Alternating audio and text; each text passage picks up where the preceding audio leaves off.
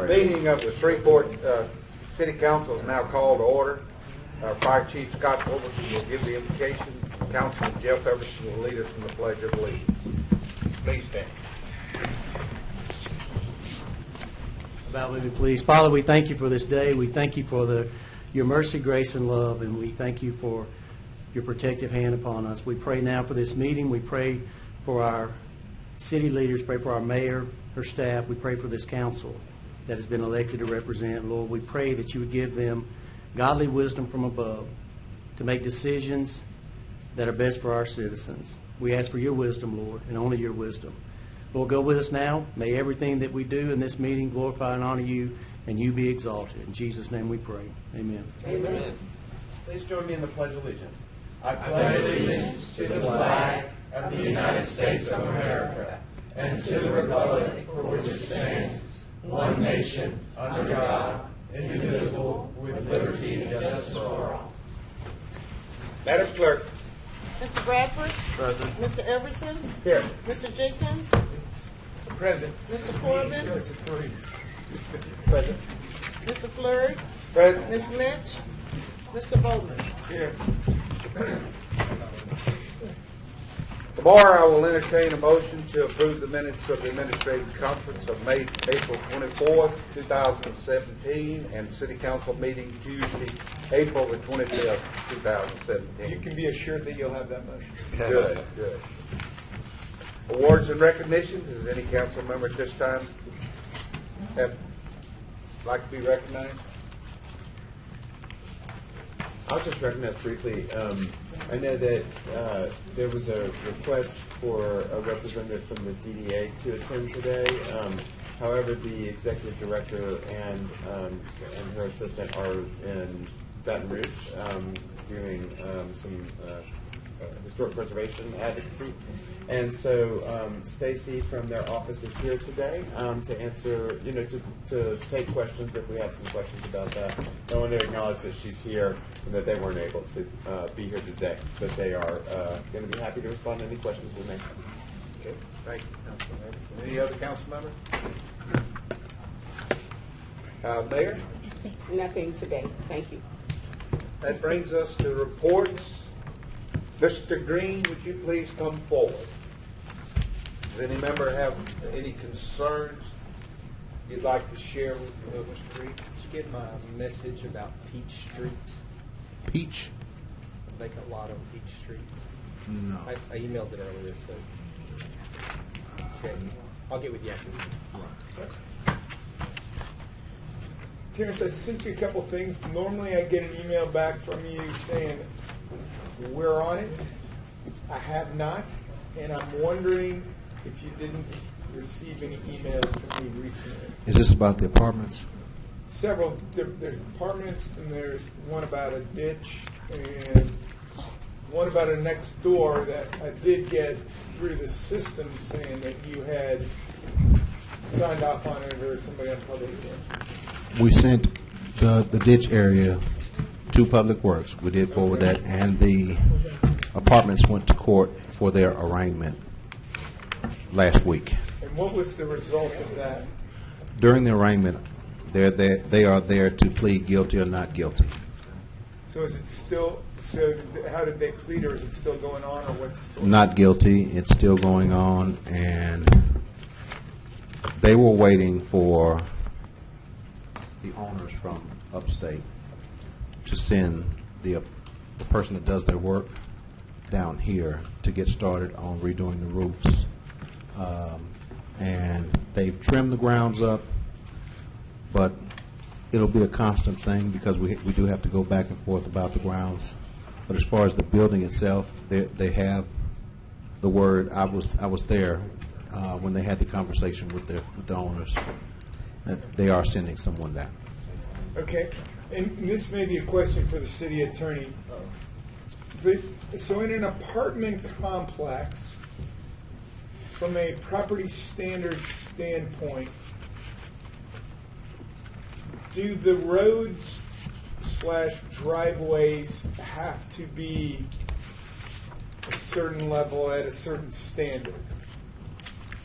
I.e., if you got huge potholes in these, and there's a fair amount of parking behind that Cornerstone parking that, I mean, that's in terrible condition.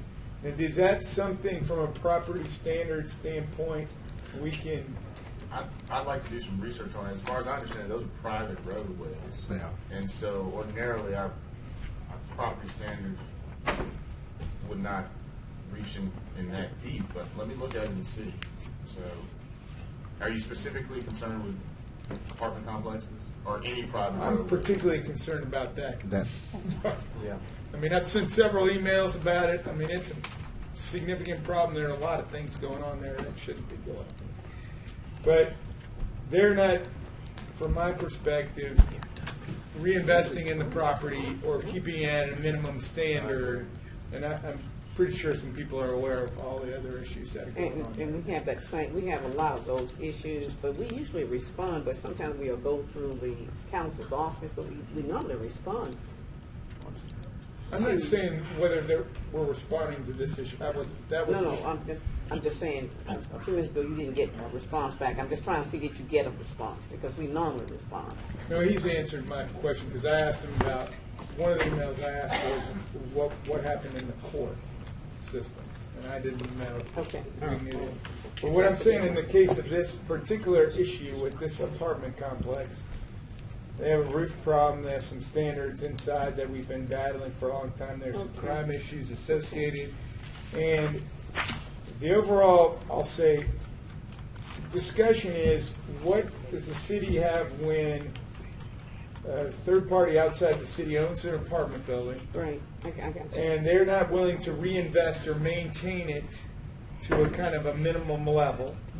They're not maybe screening the residents or some of the behavior that's going on in there. There's been several calls / crimes that we have a history of. And what do we as a city have in terms of recourse to encourage them? And one of the other things that I know the problem is the parking lot. But there's no lighting in the parking lot. So we've had several people that have been, burglarized in their own cars. And there's a lot of activity going on out there. And I'm just trying to look at all the different things that we can bring to bear. I got you. Well, I'll look at both, and Councilman Corbett makes a good point. Some of it is under zoning too.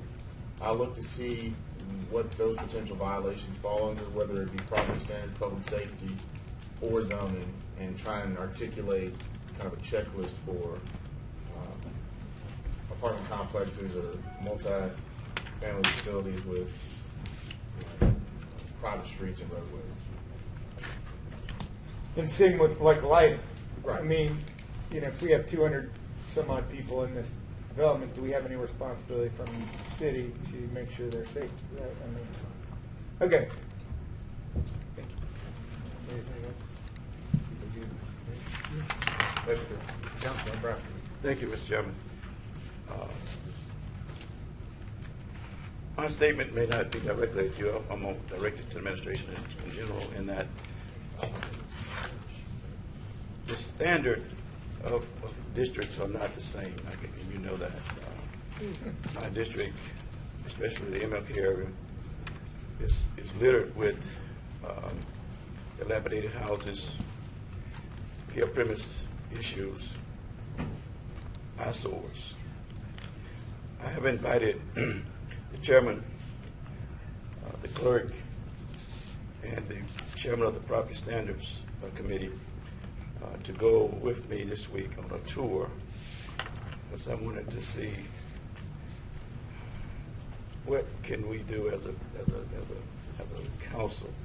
Somehow the MLK area is going to have to be looked at in a different way, unless we can go in and just eradicate all of that dilapidation and because I don't know how your inspectors are citing one property and not citing the others. I don't know how some structures are being asked for demolition and the others are worse. So the clerk and the council chair is going to join me, and I'm inviting the administration, if they want to join us also, to just tour that area and see it's not nobody's here current problem. I mean, not problem, but blame. I mean, this is chronic dilapidation in areas where it has been neglected for whatever reason of being addressed by whoever. And but I don't think it's fair for us to continue to ignore the difference in how we hold different parts of the city to a proper standard, and then allow other areas to be held at a higher standard. Than, because we just cannot continue to allow the MLK area to be at the rate of despondency that I see it. So I'm just saying that Mayor, you or anybody from your administrative could join us and let's look at this together. Okay. That's all. Okay. Mr. Chairman, I do need to respond publicly. We'll be glad to do that. I used to live out there. I would ask also Councilman Bradford if you would work with us and help us. Sure. When we do try to sometimes enforce the same standards, and we do that across the city, we get a pushback. In other words, this was my mama's house for 30 years. It's an eyesore. We go to tear it down, the police get called, and we're dealing with a situation right now that you called to our attention, and that house is in bad shape. So when we start trying to enforce those, we need help from the council members, particularly the council from that district. If we can demolish some of that stuff, it'll help us. But it's hard to even get ownership. That particular property that I'm speaking about now, I just got something on it today. We've given an extension to the young lady who came to you about that problem, and she still hasn't did what she was supposed to do. But that, other people are complaining about the house. We're caught between, it's a catch-22 for us. And we know that MLK was annexed into the city with a lot of those issues. And, people don't keep up their property. And when we try to enforce, then we get pushback. They don't have any money. They can't do this and they can't do that. So we're going to need the voices of all the elected people to help us with it. Because then if we hold everybody to paying for what they're supposed to pay for to upkeep their property, then everybody needs to do that. So, I need to say that for the record. Thank you, Mayor. Let me just respond this way. I'm fully aware as the council that we are a city of codes, ordinances, and that we have a responsibility to uphold those standards. Now, what you said is absolutely correct, in that because of the high level of poverty in a community that is pretty much economically disadvantaged to the extent that they are not readily available to do the things that we would require of them. Right. Okay. The only thing I'm saying is that, and that's why I think we need to do this tour, is that how can we fashion something that will allow opportunities to come about that we may not be allowed. I agree that, and again, what I'm saying is that if we are going to hold people to a standard, and that we have to abide by what's on the books as it relates to code enforcement, then it's not being done to the level that is going to really eliminate what we see in the blight of that community. So I'm saying, given the reality of what we're dealing with, I'm going to ask that we look at this situation to see if there could be any modifications done to that area, because again, that area has only been in the city a little over 35 years, and see how we can, because what you said is right. The young lady that you spoke of, her property is bad. They lived in the property 2 to 3 months ago, but there's properties way worse than that property. That's what I'm saying. Way worse than that property. that it is freestanding and it's just horrible. So we'll view some of those sites on Mr. Cook. I'm thinking Thursday would be a good day to do it. We can look at Thursday, Mr. Chairman. So I'm just saying, we're going to bring back video and pictures so that you can get a better understanding of what we're, and if somebody from your office can join us, then that would even be better. But I'm just saying that I just don't feel, myself being the councilman in that area, I just don't feel comfortable allowing that type of, that degree of blight to go without at least looking at something that we make it do. Okay. Thank you, man. Thank you, Mr. Chairman. If Councilman Corbin's next. I was just going to offer a friendly reminder that during budget talks last year, I think I did offer up a budget amendment to fully fund the demolition list that's currently out there for property standards, and that did not get support. And you know, whether we talk about that again as we come up with our 2018 budget, and there's a number of reasons it didn't get support. You know, there was concerns about taking that money from other areas or out of reserve, and I think there was even some concern of staff of did we have the capacity to clear the demolition list in a year. But it is a citywide problem. It affects all 7 of our council districts, and you know, I think it comes back to consistency in decisions as Terrence and his folks are in front of us with property standards cases, as well as making sure that we're funding the demolitions that we have. Because if I remember right, there was around $700,000 estimated worth of demolitions that are on the books right now, and I'm sure that number has grown from last year. But that's certainly a discussion that we need to have as we get into the 2018 budget. Thank you, Mr. Chairman. Whatever. Yeah, I'll say, you know, sometimes I hear these discussions of this doesn't happen as much in my area as it does in this area. And I got to say that as somebody who does represent a very diverse district, I mean, I see a lot of different areas, and I don't think it's as much the government's treating it differently as the property owners have higher standards for each other in some areas than in some other areas. You know, where if somebody sees a property going downhill at the first sight of it, they call it in on their neighbors right away, saying, I don't want to let that get that bad. Whereas in some places it's a cumulative problem that's been going on for quite some time, and it's difficult to identify it. But I just, you know, because I see this I just, because there are areas where, you know, there's $600,000 homes and there's still a problem house or a problem property on that street. So it's not like, you know, somebody's not trying to pay attention to a certain neighborhood or a certain area.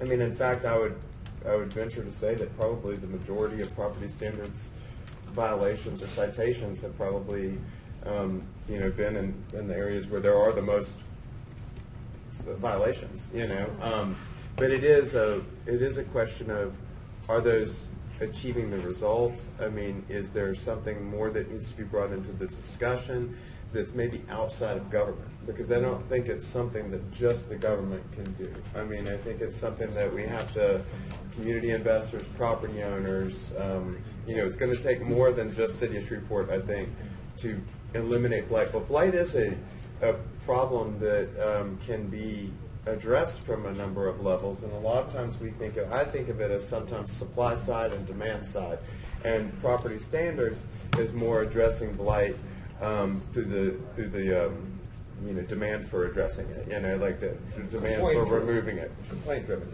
Whereas providing higher quality low income housing and higher quality of housing that's available for people who would otherwise rent substandard homes. In other words, make it less profitable for people to be slumlords and that kind of thing.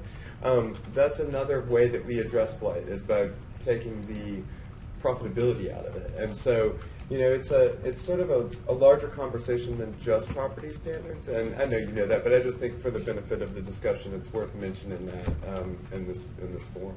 And I appreciate that, and I think you're correct, and I think Councilman Corbin is also correct. I mean, things is prioritized, but the problem I think we have here, 40 years ago, this was a rural community. The community, I think, history says that it was developed for what it's worth in 1929. So there was a lot of properties over there that was inhabitable. Mom, dad died, grandma died. Kids moved off, but then they don't address it. Mm-hmm. And what has happened is that some parts of it, not all parts, but some parts of it, where most of this blight is, the residents have become accustomed to it. But at the same time, some are, and then some say, well, whatever they do me, tag me, and that probably over there is worse than this. Oh yeah. But I'm saying that's my thing. I mean, there's no one size fit all addressing this.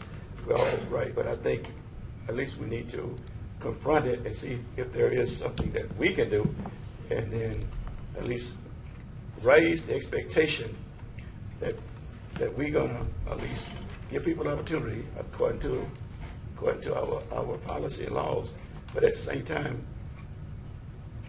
make people realize that we are serious when we say we want to clean the city, and we're gonna address it and help wherever we can to make that happen. So that's where we're going with this. Thank you, Mr. Chairman. Okay, any other questions? Thank you. Mr. Green? Service. Mr. Crawford has already, I believe, presented this with the revenue collection. I have, Mr. Chair. Very good. Keep them coming. Keep it coming. Okay, any questions there? Do we know? I'm sorry. I may have emailed this question. I may have just thought it and never written it down. But do we know if some of the increases, and now I know it wouldn't all be attributable to this, but this was a positive increase in the sales tax from last month, and I noticed that some of that is from general sales.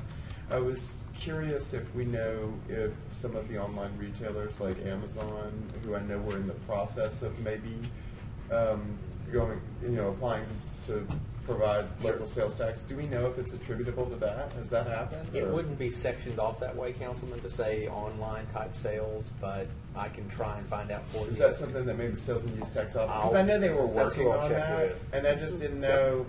I mean, I'll check and see. It just has it broken down into automobile sales, general merchandising, but it doesn't Absolutely. have online. But I can certainly inquire and get back with you on it. Thank you very much. Yeah, because that would be interesting to know. I mean, if it is that, then That's a good sign. That'd be steady. But it'd be an even better sign if this increase happened without that, because that would still be something to look forward to. So, I can tell you one of the things that Stacey Brown told us is that during that month when the 4,000 AKAs and their families came in, yes, they did a lot of shopping. it looks that way. $2.5 million economic impact. She said it was $2.5 million economic, but she Wonderful. didn't check. So maybe we can get more people to do more women to do their Shopping. conventions. The ladies with some loose wallets in there. Well, if you got women, they'll shop. That's right. I just need to throw that out there. She did tell us though that we had a 2.5 million economic impact from that, and we got that from the convention. Is that correct? Yes, ma'am. Okay. Drum roll for Mr. Bradford. Surety bond. Sit on processing nicely, right? Yes, sir. Okay. Mr. Clerk, it's so nice to see you today. Well, thank you, Mr. Chairman.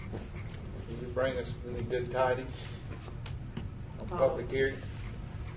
We have a public hearing scheduled for an annexation, tag number 17-01, which enlarges the limits and boundaries of the city for the Silver Point at Lakeside Unit Number 1 development. I assume that the administration will have a presentation Yes. Tomorrow, probably. Okay. All right. We'll have that public hearing tomorrow. Engineering. All right, got it. Mr. Crawford? Yes, Any sir. legislation to add tomorrow? I believe we do have one item to add to the agenda. This is a piece of legislation. I believe it's a resolution to authorize the extension of a bid, of a responsive bid, for the inclusion of an additional document that's required by FAA for taxi weight. I don't have the specific language, but I know that Attorney Bradford can speak to it. It's on is resolution number 90, Okay, I'm going to read 89 first. I don't see it up here. We just have to refresh. and we have, Okay. Oh, It showed up. refresh then. All right. we have another one, resolution number 89, which suspends certain provisions of chapter 10 Oh, there it is. for the sale, consumption of alcoholic beverages at the annual Bears Feast. We have them, we refreshed. I'll just, You have to refresh. 89 and 90, if you hit refresh, they'll come up. Yeah. 89 was on mine, but then when I refreshed, 90 got on there Gotta too. hit that. There you go. Thank you, Jeff. Sure. That's a refresh. And if I could, just while I'm chatting, I'll just mention Resolution 89. I would appreciate y'all's support of adding that to the agenda. It's just a fundraiser for St. Jude's that they do at a little neighborhood bar in my district. And just one of those things where they contacted me pretty far out from the event, but it happens to fall on a day that's right after we meet. So if we could vote on it now, that'd be great. Okay. We will put that on the consent agenda unless there's some question, objection. Any objection? Okay. All right. There are no public comments at this time and no confirmations. There are no items under consent agenda right at this present. Mr. Crawford, let's continue to items to be adopted. Consent agenda legislation, items to be adopted. Resolution 83 authorizes Plum Orchard Properties LLC located at 267 and 269 Fluent Lucas, East Fluent Lucas Road to connect to water and sewer systems of the city of Shreveport. And those are two properties that are contiguous to a 12-inch water main that runs down Fluent Lucas between LG Road and Overton, or Wallace Lake Road. Water line or water main? It's kind of all upside down, so. Connecting water and sewer systems. There's a 12-inch water main that runs out there. I'm sure there's a sewer And main those are too. Councilman Yeah. D. Corbin, do you have any comments? Good. Okay. Other than everything's, all the supporting documents upside down, Wow. What do you do? Just hit refresh and see if that works. It's on everything else. Refresh it. It didn't. It didn't work? Oh, I'm going to turn it off and turn it back on. Yeah, that's on our thing. I can't do anything about that. It's on that, on there. On Orchard. Any comments on that? Mr. Crawford, please proceed. Yes, sir. This is regular agenda legislation. Resolutions on second reading and final passage are which will require only one reading. Resolution 82 authorizes the mayor to execute an intergovernmental agreement between the Caddo Bossier Port Commission, the parish of Caddo, and the city of Shreveport. This is a Sport Tran pilot program for the port, where each of those entities is providing the funding for that. Resolution 88, congratulating and honoring Booker T. Washington High School band on their accomplishments at the World Strides Festival in New York City. Any reason 88's not in the consent agenda? Well, I invited the principal and the band director. Tuba player. I mean, we were thinking about voting no on that one or something. No, I just wanted them, I want to address it separately so that they can come forward and receive it. Okay. Just to put it out there. Remember now, BTW wants a line, always a line. That's it. No, it's under regular. Mr. Crawford? Yes, sir, Mr. Chairman, we're under introduction of resolutions not to be adopted prior to May 23rd, 2017. Resolution 84 authorizes the mayor to execute a donated agreement between the city of Shreveport and Norris Ferry Road LLC, hereinafter called owner and acting herein through William L. Mayfield, manager for the private water and sewer improvements for St. Charles Place Subdivision Unit 14. This is an extension of an existing subdivision in Shreveport where all utilities and roadways are dedicated to the city. Resolution 85 authorizes the mayor to enter into a cooperative endeavor agreement between the city of Shreveport and participating high schools through their governing bodies relative to the Battle of the Borders 2018 High School Football Showcase and to use and the use of city personnel, property, and equipment. Resolution 86, approving the budget for the Caddo Shreveport Sales and Use Tax Commission for the fiscal year beginning July 1st, 2017. And Resolution 87 is a resolution finding and determining that a public hearing has been held and that no petition has been filed objecting to the proposed issuance by the City of Shreveport, State of Louisiana, of its water and sewer revenue bonds in the amount not to exceed $120 million, authorizing the officials of said city to proceed with the preparations of the documents required for the issuance of such bonds. Okay, any discussion?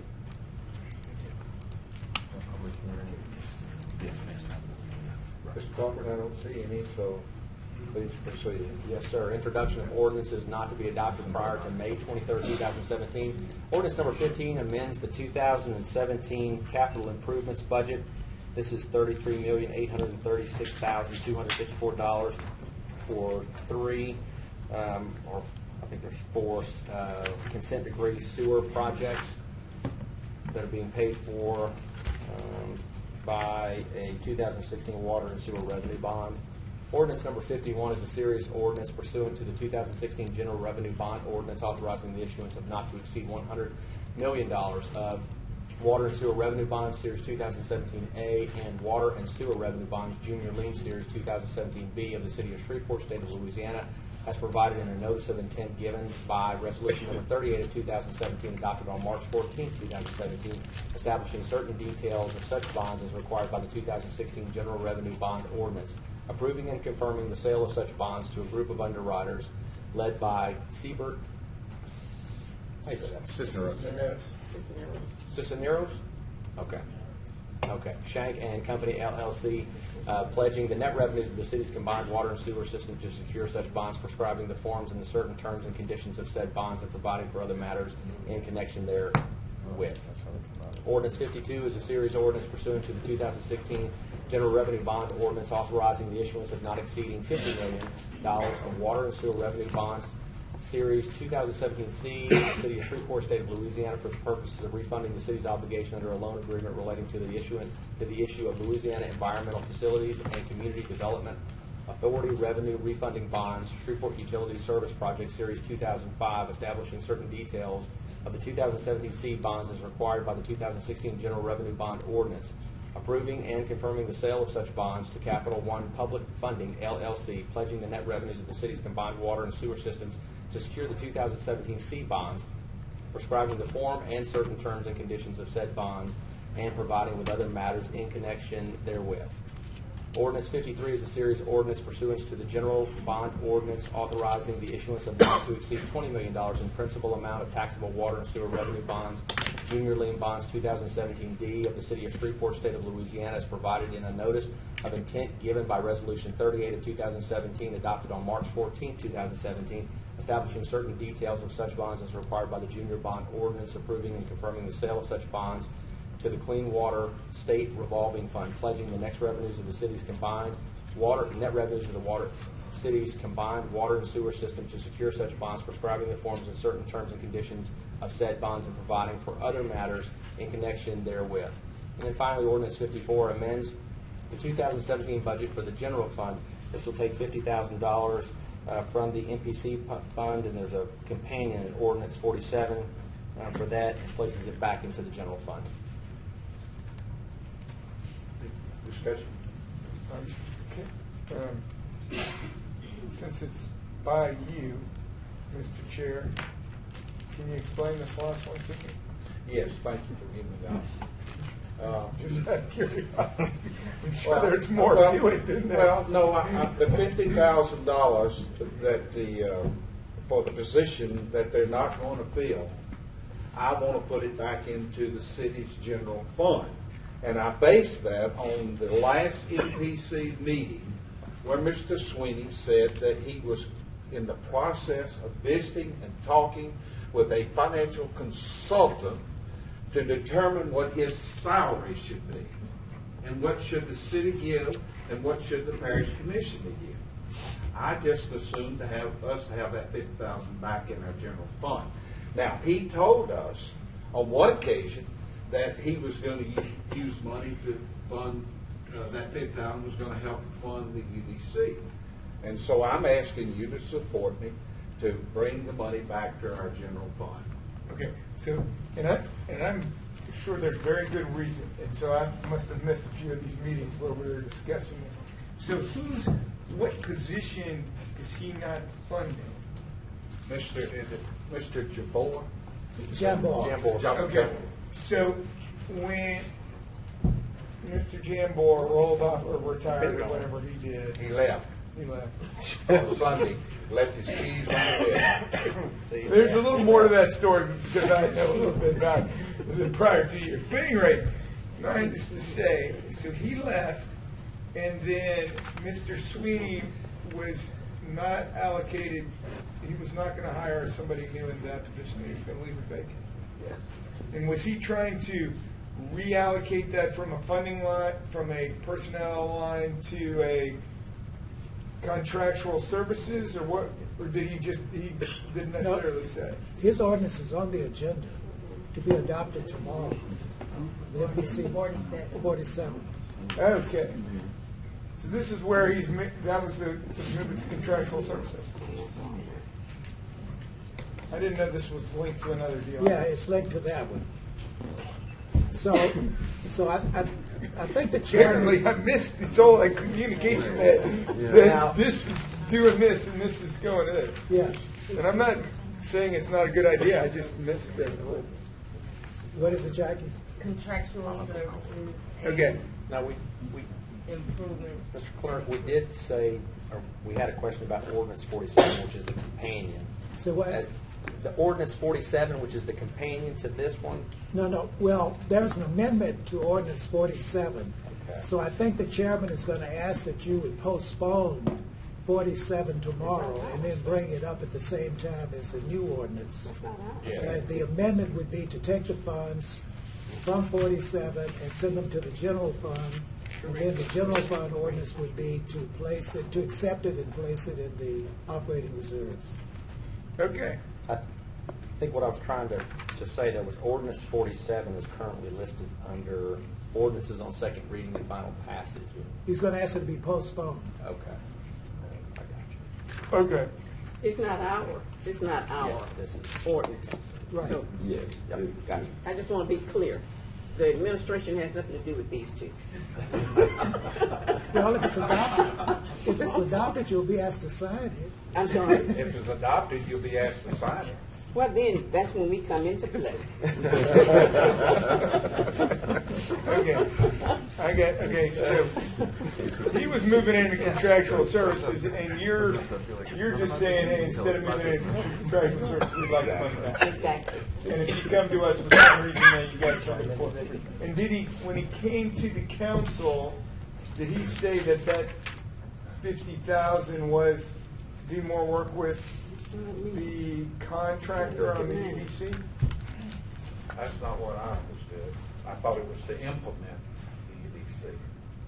But now, you're talking about this one, 47? Yeah. 47. It looks like, just in what I read, because, again, I'm kind of surprised we didn't talk about, we had a master plan committee was meeting last week, and this didn't come up. Well, you're talking about the original 47. Yeah, no, we talked about, I'm talking about, 47. yeah. Yeah. mhm. 'Cause I came up with this 50,000 going to general. Yeah. When I read the minutes of the MPC meeting. But what I'm saying is this part that they're asking to have moved from, Okay. from increase improvements in equipment by 4,000 and increase contractual services by 46. They're not here today to talk about that. I think no matter whether you were offering your amendment or not, I think it's a good idea to postpone this. I agree. I just think I agree with that. one way or the other, we need a little more Yeah. explanation on Yeah. this from them, and it gives you an opportunity to tell us more of what you're thinking. But I think a postponement sounds like a reasonable action on either way. Thank you. Okay, no problem. Appreciate the memo, guys. Any other questions?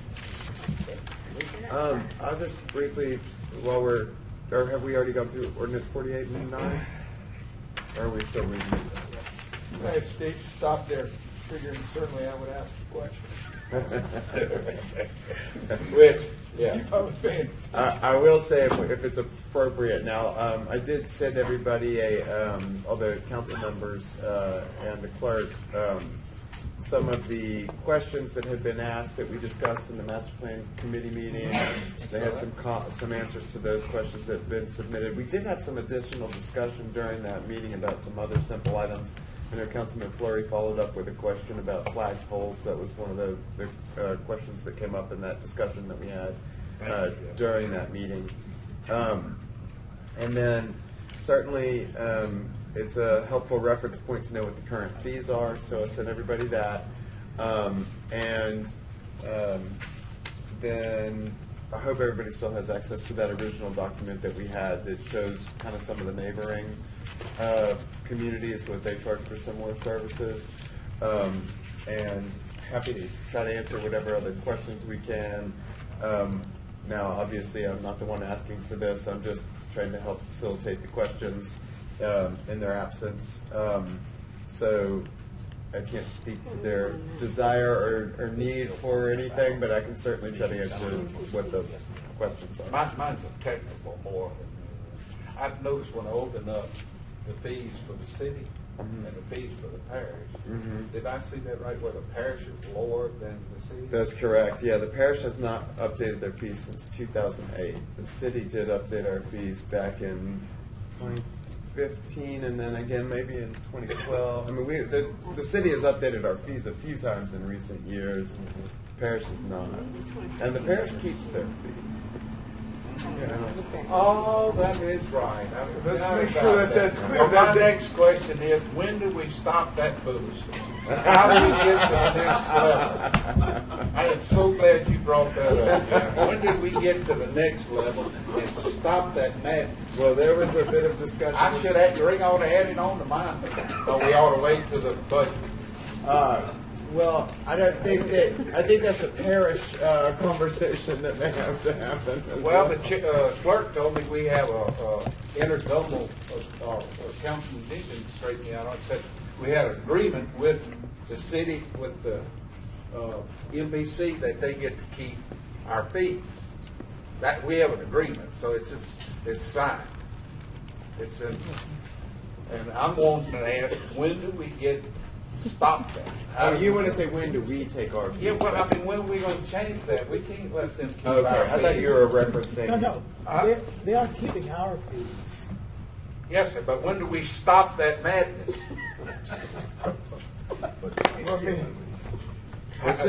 Do we wait to the budget process and change it at that time to tell them we're going to get out of that agreement? I mean, I'm wanting to move to the next level. Mr. Chairman, I don't remember an agreement where we agreed to allow that. I think that, does anybody remember? Well, I'd have to go to the Attorney Bradford. Is there not an intergovernmental agreement with Look to MPC? find out, Mr. Chairman. I think it may just, I don't know. Let me look and find out. Well, surely we didn't give them a deposit slip.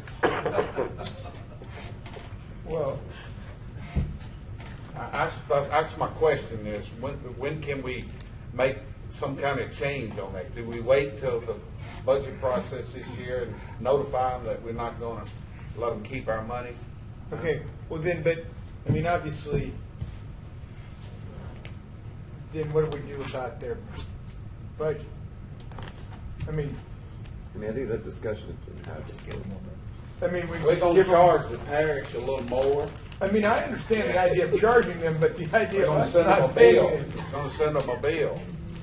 That due on So, demand. no, but are you advocating that we get the parish to give their fees? Or are you advocating that we as a city not give them our fees? I'm saying we give them a budget. Okay. It's $1 million something. And I don't think that our fees are included in. That's plus our fee that they get to keep. No. That's correct. Their budget includes a line of fees. Right. Estimated As revenue. estimated fees on their revenue. Well, So we there's gonna- contribution we gonna from deduct- us, and then there's estimated revenues on fees. We're going to deduct that off out of the budget.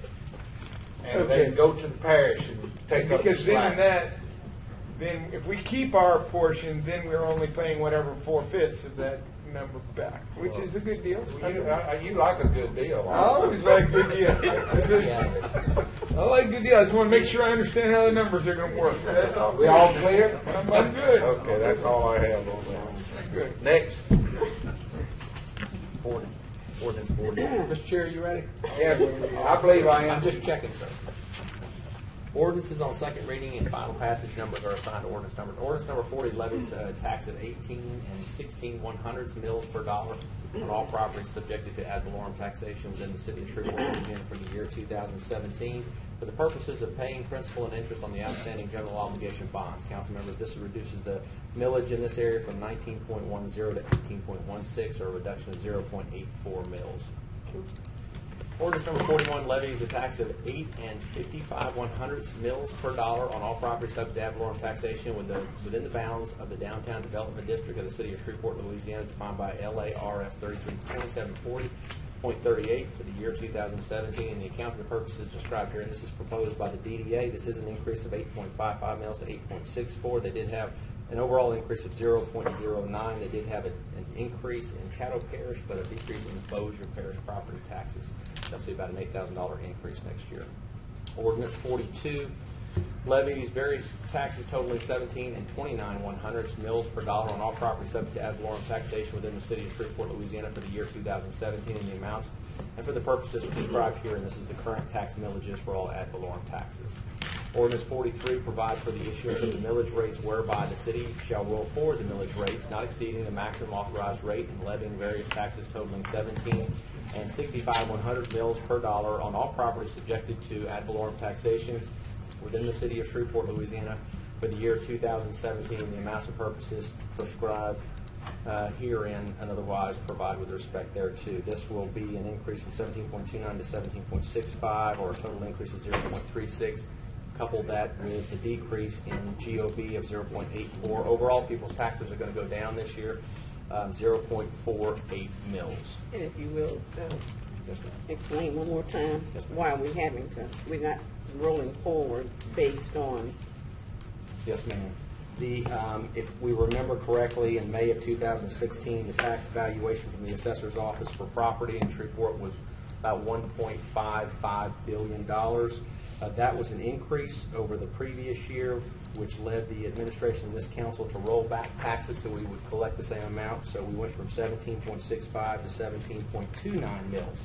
Unfortunately, when the tax assessor came out with the actual amounts, the valuation was $1,515 million, which was actually a decrease in property values, and the city lost an estimated $600,000 in collections that they would have normally gotten during that.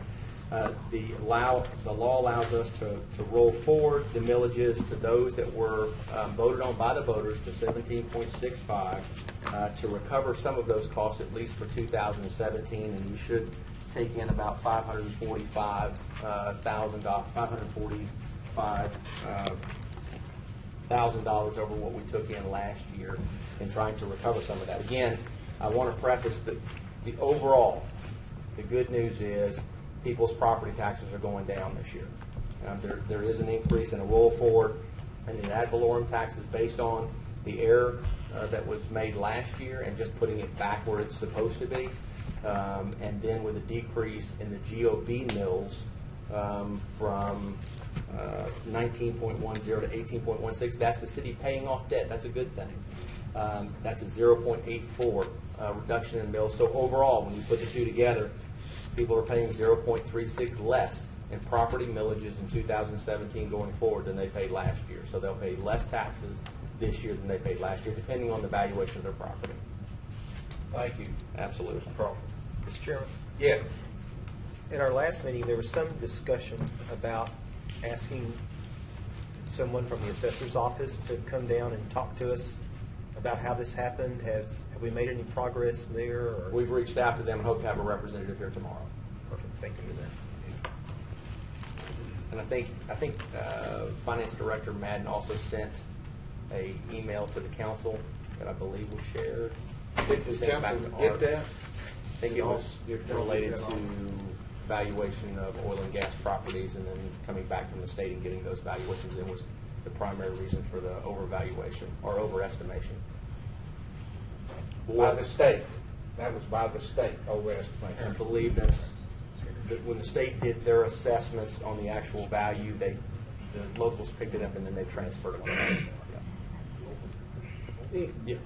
I could call Mr. Mayor to come up just in case you had other questions, and if you Well, ask I him. know, excuse me, Mayor, but I knew that Councilman Jenkins asked for that, but it seems to be several people asking about it, and I appreciate you clearing that up. Absolutely. That taxes have gone down. Yes. Mr. The values that parish, that the assessor uses for oil and gas and for public service accounts comes from the state. And they simply just use whatever the state gives them. And then the Public safety too? personal property and real estate, they estimate themselves.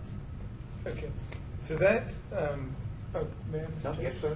Okay, so you sent us, I'm gonna say it was 60 tracts or property in its Excel spreadsheet, some Yes. number about that number. Right. Okay, so those properties, those are producing oil and gas properties? What are, I mean, I don't understand what those, I read them, what are they? I'd have to go back and look and see exactly what they are. Those were just, you asked for what the properties were, so I just pulled the report showing what the properties were, what made up that number. Yeah, and so what I'm having trouble is you know, how property is assessed based on oil and gas. Does it have something to do with production, the value of the oil and gas production, or there's some kind of processing facility that is associated with the oil and gas industry that is of lesser value because the industry is not in as good a financial shape? That part of it didn't really answer the question of what those entities are that the state is valuing that is somehow reflective in property taxes. And that's what I'll look that up and let you get that trying to information. find out what we're really talking Right. about there. Because it surprises me that we have that many tracts of land inside the city of Shreveport that are producing oil and gas properties. Could be. That generate city property tax. Right. Okay, but, so I'm trying to understand the next level of fidelity on what that really means. Okay, I'll look that up and see exactly what the state says they use as their criteria. You know, like what those properties are and how they're valued. And maybe the representative from the assessor's office, are we having somebody to come tomorrow, Mr. Crump? We're going to Feels invite like somebody, yes, ma'am. We're going to have somebody coming tomorrow. Trying to have somebody. We've asked. You've asked? Yes, ma'am. Okay. And I maybe mean, we if can that's ask the them- person maybe that we can ask answer that, them- great. I mean, I'm Yeah. just, Well, you know, they're going to come because we get it from our assessors, our tax assessor, and they get it from the state. So maybe they can answer those questions. If not, we'll try to get somebody from the state up here. Maybe they can. no, yeah, I mean, I'm just, the whole thing still is a puzzle to me on why this oil and gas properties in the city of Shreveport. I don't own any of them, so. Charles, you may not know this off the top of your head, and that's fine. We can talk about it tomorrow or maybe try to clarify it. Based on that list of oil and gas properties, and I'm just jumping and making an assumption here of where some of those properties may be, but I know one of those operators has mineral leases that include a lot of our downtown airport property. So if an operator had a producing unit that was owned downtown airport, which is not taxed anyway, would property tax be calculated in because it's a producing area? Or that makes sense? Does something come back on the tax books even if it's public property that's been leased because it's in production? Or because it's public property? Is it I have to look everything? at that, but I would say yes, if someone is making income, just like if the city owns land and we rent it out, it's taxable, even though it's city land. If we're making income off of that property, then it is taxable.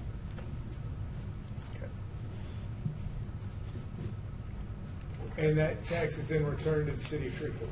Yes.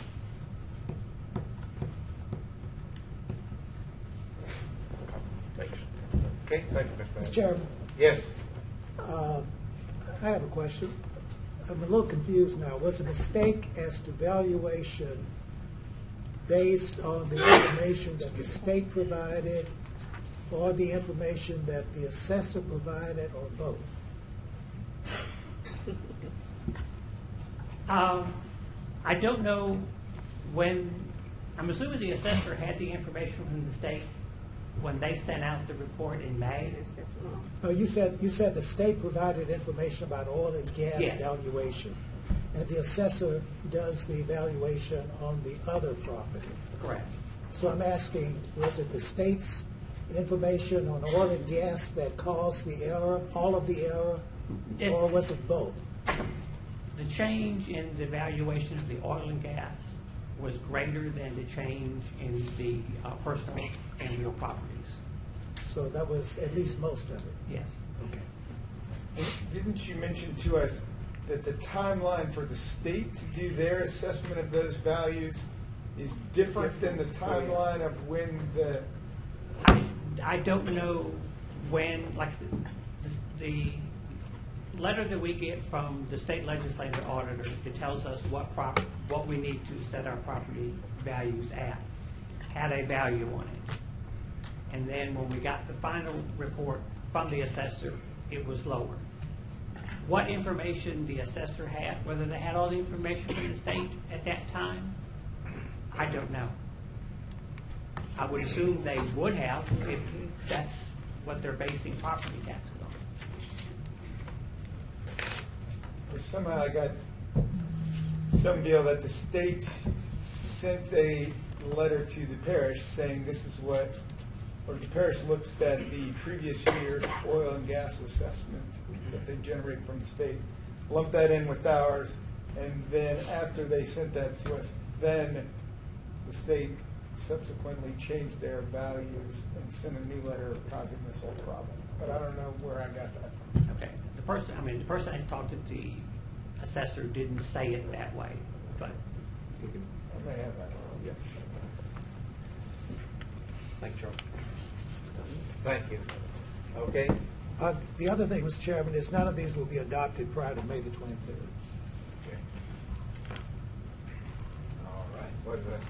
Any questions? Mr. Chairman, Yeah. we're still in the middle of ordinances on second reading. Thank you. Yes, sir.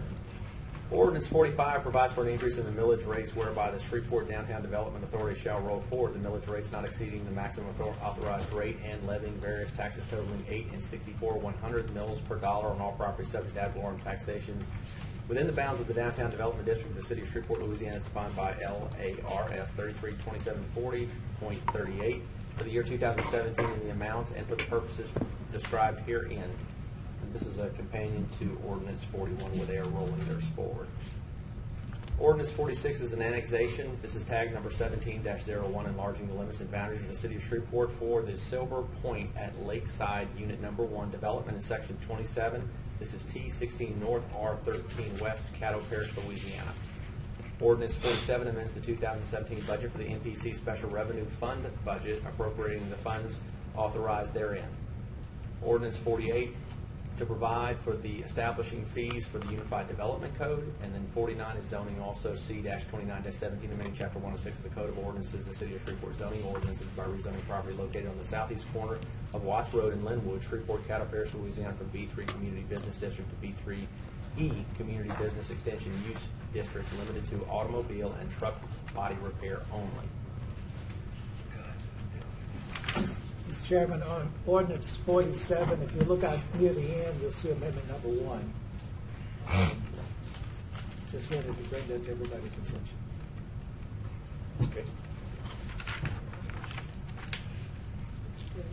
Any questions on all that?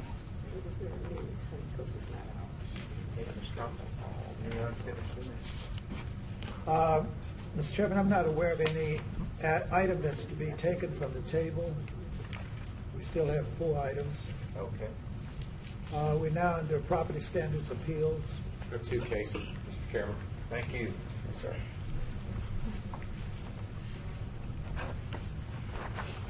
Good afternoon, Mr. Green. How many do you have today? Two. I have two. The first one, Are any of them counting Bowman and district? no. Okay. The first one is 4318 Hollywood Avenue. On this case, you asked me to come back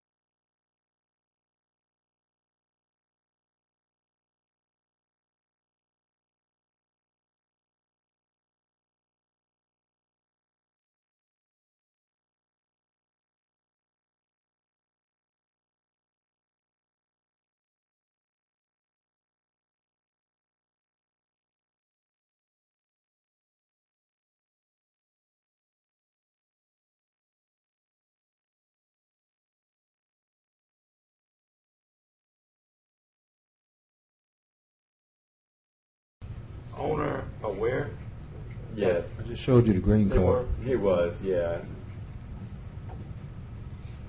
Now, I guess his argument, and at least in as much as I understand it, is that he said that the way those trees were cut up there, he was going to use them and he was storing them there. Well, that's not really storing them when, I mean, it was clearly a property standards violation. So, I mean, he's not saying they didn't